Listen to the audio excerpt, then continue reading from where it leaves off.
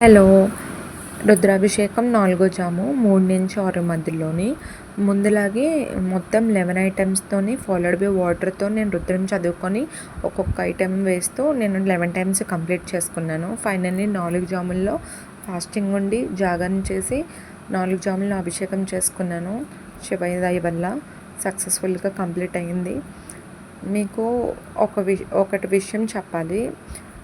ఎవరైనా జాగరణ ఉండలేను, ఫాస్టింగ్ ఉండలేను, నేను అభిషేకం చేయలేను అనుకుంటే మినిమం టెంపుల్‌కెళ్ళి దండం పెట్టుకోండి.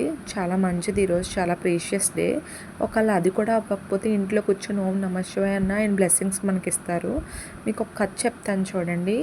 ఒక అడవిలో ఒక వేటగాడు వెళ్తున్నప్పుడు ఏ వేట దొరకకపోతే తిరిగి వస్తుండగా అతని మార్గ మధ్యలో సింహం కనిపించింది. సింహం ఎక్కడ తినేస్తుందో అని గబగబా చెట్టు పైకెక్కారు. దిగుదామంటే అది ఎక్కడికి పోకుండా కిందే ఉంది తినేద్దామని. ఇలా ఎలా అని చెప్పేసి ఏంటి శివయ్య అని శివయ్యని తిట్టుకున్నాడు. నైట్ అంతా మెలకుగా ఉండడానికి చెట్టు నుంచి ఆకులు తుంచి కిందకేసాడు. వాటర్ తాగుదామంటే వాటర్ కూడా పడిపోయింది. దాంతో శివయ్యని ఇంకా తిట్టాడు.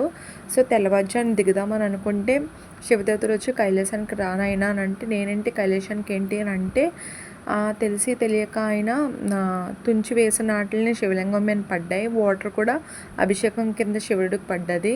తెలుసో తెలియక ఆయన తిట్టుకుంటూ తెల్లవారుజామున వరకు జాగరణ నుండి ఆయన నామస్మరణం చేశాడు కాబట్టి కైలాసం ప్రాప్తి అయ్యింది ఆయనకి.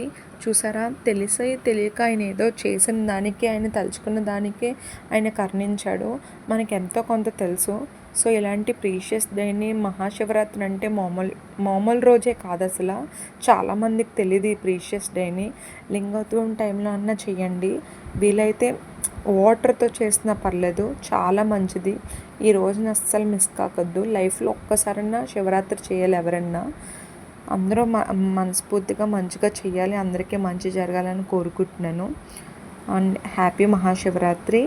అండ్ నేను సక్సెస్ఫుల్గా కంప్లీట్ చేసుకున్నాను శివరాత్రి ఆ శివయ్య దయ వల్ల. హర హర మహాదేవ శంభో శంకర. ఓం నమః శివాయ, ఓం నమః శివాయ, ఓం నమః శివాయ.